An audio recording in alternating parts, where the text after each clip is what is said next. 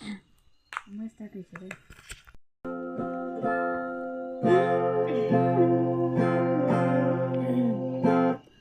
Lai si po de Kenya, yen ye la bo lang to ga la,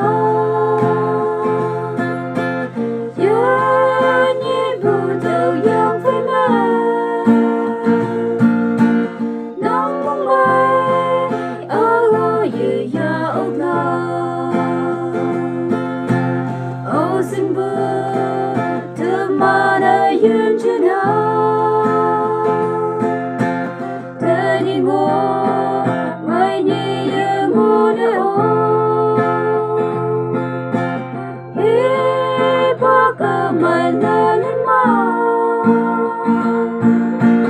sao ba ya ba ye ta o la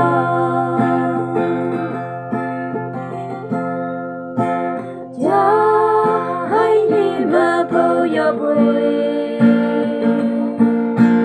mong trong bay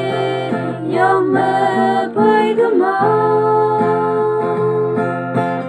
yeah nhịp bồi đầu yang phai mẹ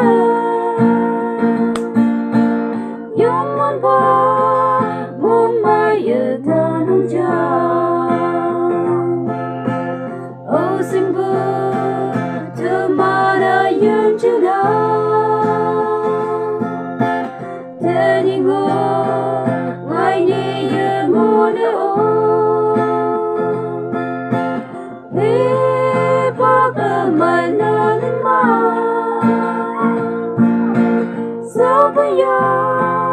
ya boy ya ta ogla ka dung như ba mo wan te ya kia sam bu hao la cha ha boy na ga tai do ya yang man ba phải ngủ nắng cho ô xin bơ từ mà đã yên trên đó để đi ngủ phải đi ngủ nữa